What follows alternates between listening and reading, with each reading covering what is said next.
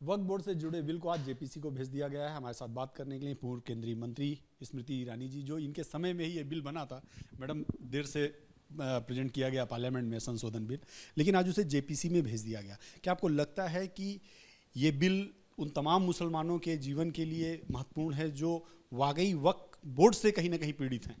बिल्कुल, मुझे ऐसा लगता है कि बड़ी उम्मीद के साथ इस उम्मीद बिल को प्रस्तुत किया गया आज, और नरेंद्र मोदी उम्मीदों पे खरे उतरे, क्योंकि आज जिस प्रकार से सरकार ने अपना पक्ष रखा तो विपक्ष तो स्तब्ध था, क्योंकि सभी सवालों के जवाब आज सरकार ने दे दिए।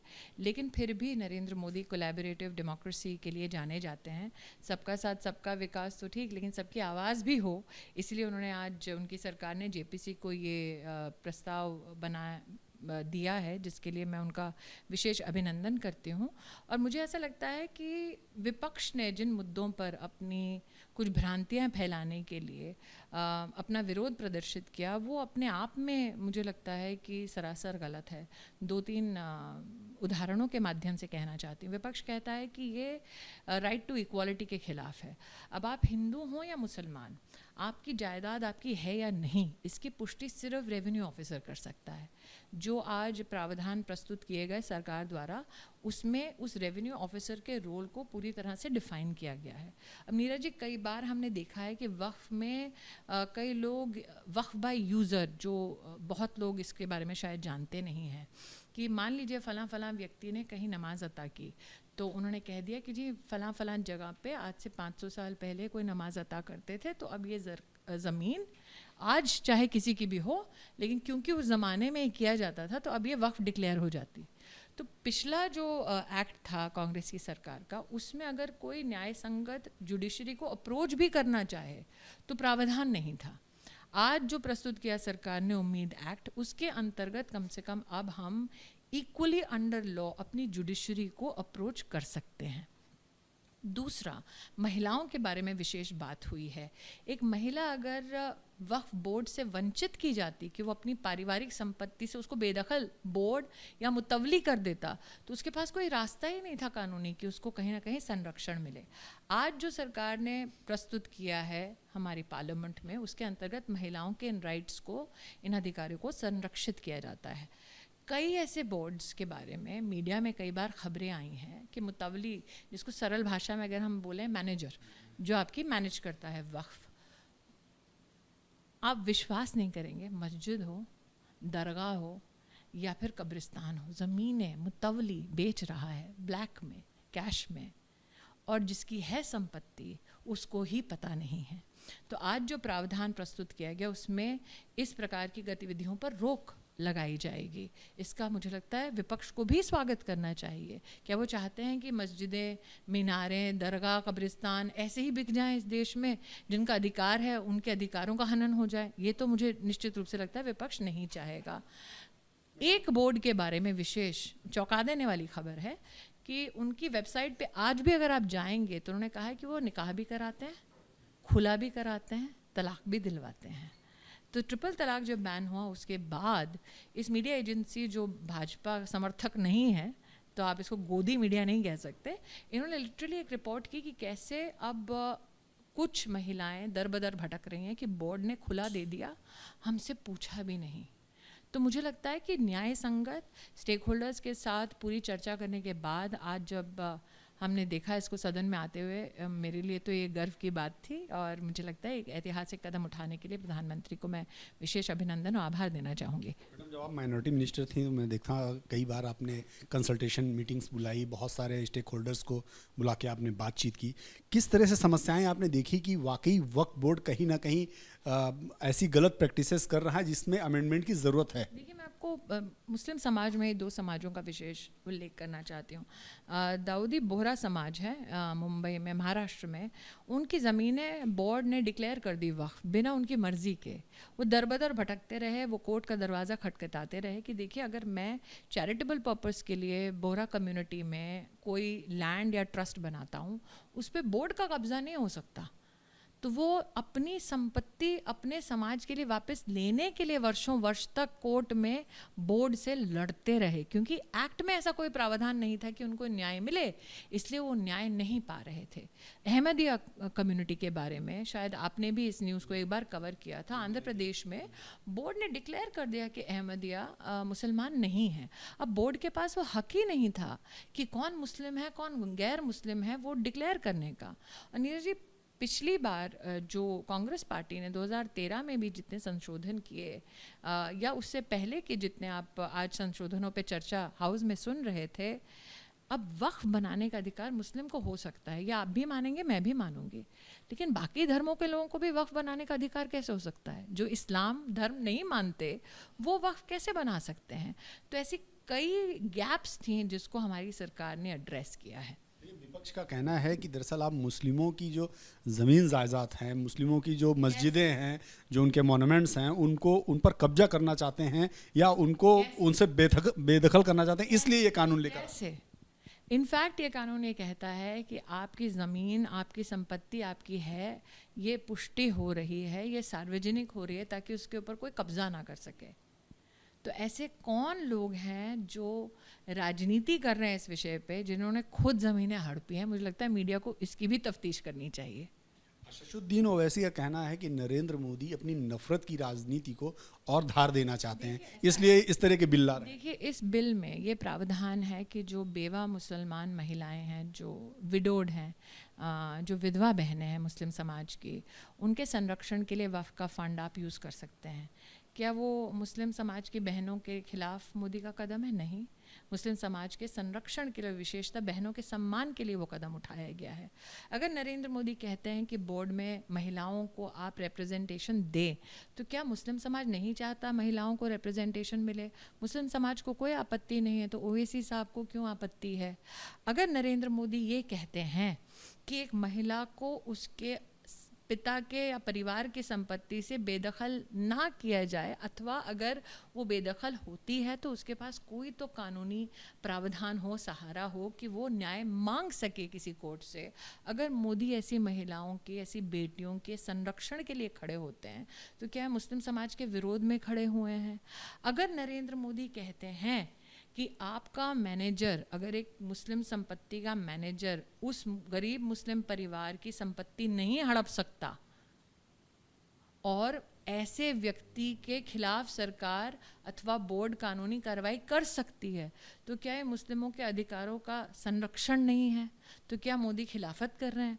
तो मुझे लगता है अगर आप विस्तार से पढ़ें और पृष्ठ 7 पढ़िएगा नीरज जी, जो बार बार कह रहे हैं ना कि सरकार कब्जा करना चाहती है, पृष्ठ 7 में आपको दिखेगा, साफ लिखा है कि भारत सरकार का या प्रदेश सरकार का कोई भी मंत्री बोर्ड पर नहीं हो सकता।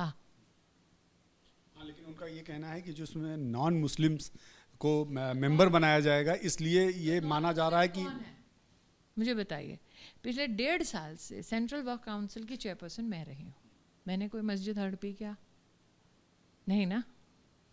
मैं 1.5-2 साल से वक्फ काउंसिल की ना सिर्फ चेयरपर्सन रही, मुझे इतना सम्मान मिला मोदी सरकार के चलते कि मैं मदीना तक पहुंच गई। और नॉन मुस्लिम कौन है? क्या सिर्फ हिंदू नॉन मुस्लिम है? आज हमारे जुडिशरी में क्या सिख समाज के लोग सेवा नहीं दे रहे? देश को दे रहे हैं।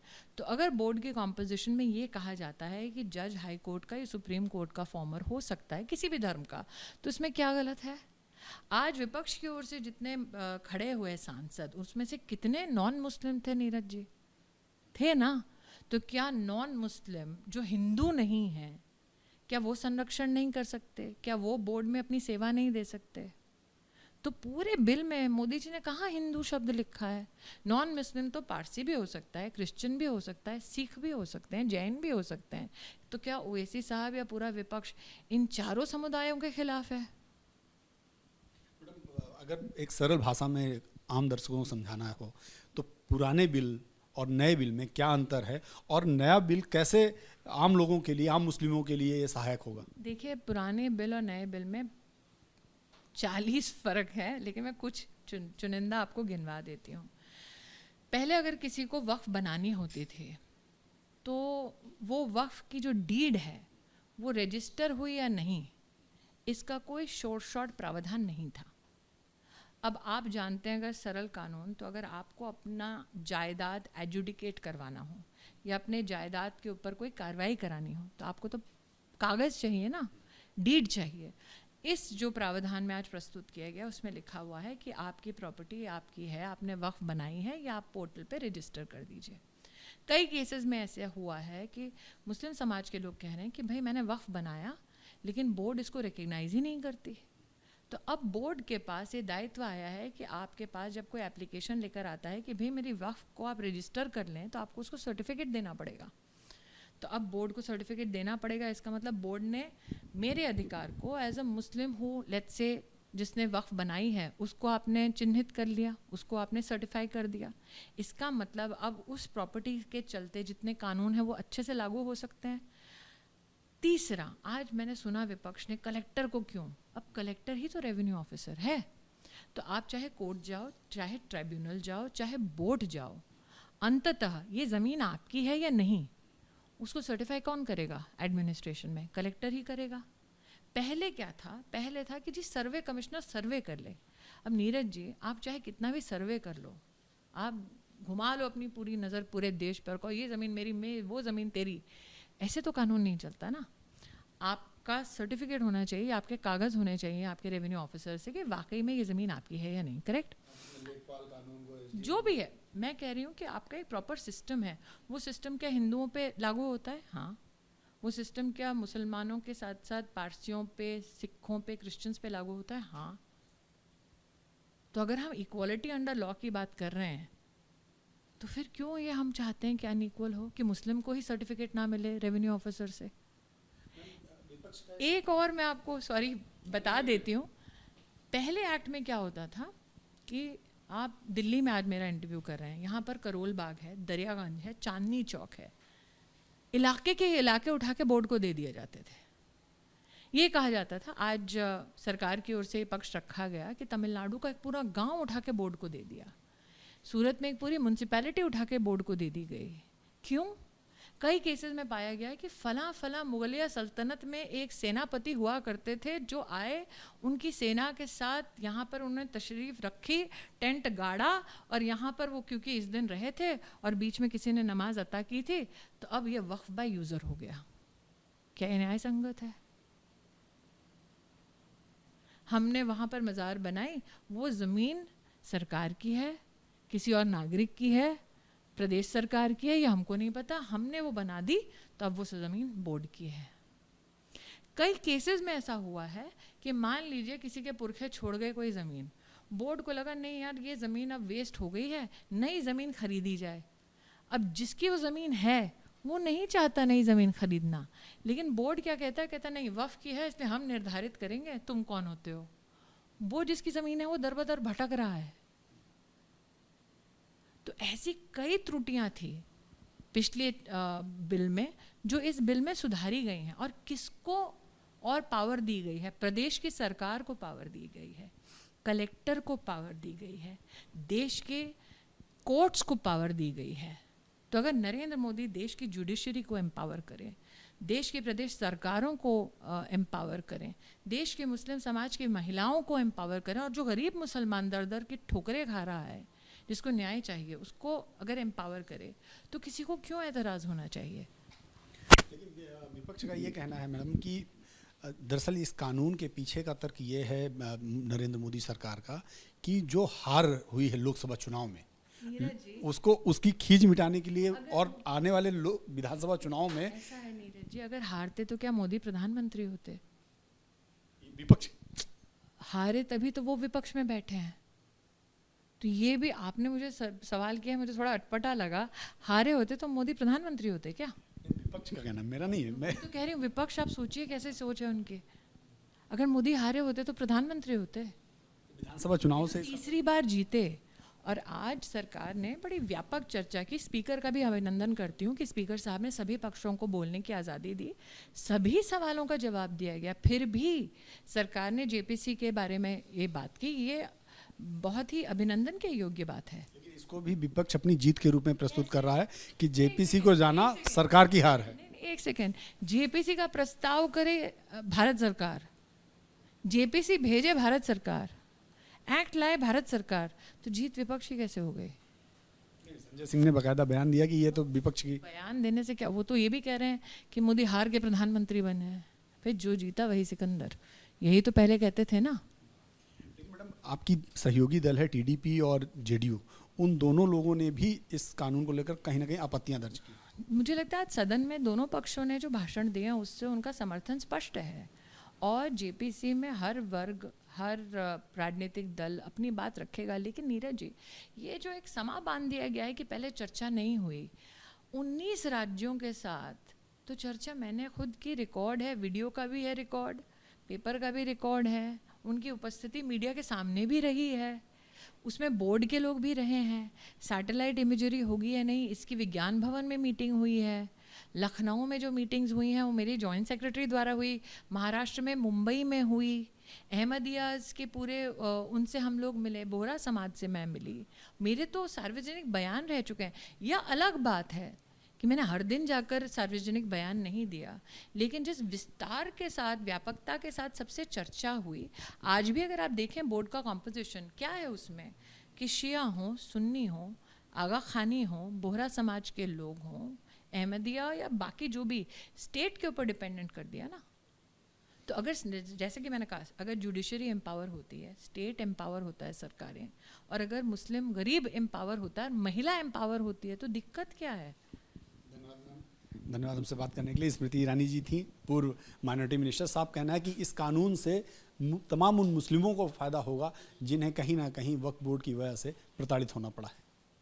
करण वेद के साथ Neeraj Pandey, VP news, Delhi. For exclusive and insightful videos, subscribe to our new channel, ABP Live Premium.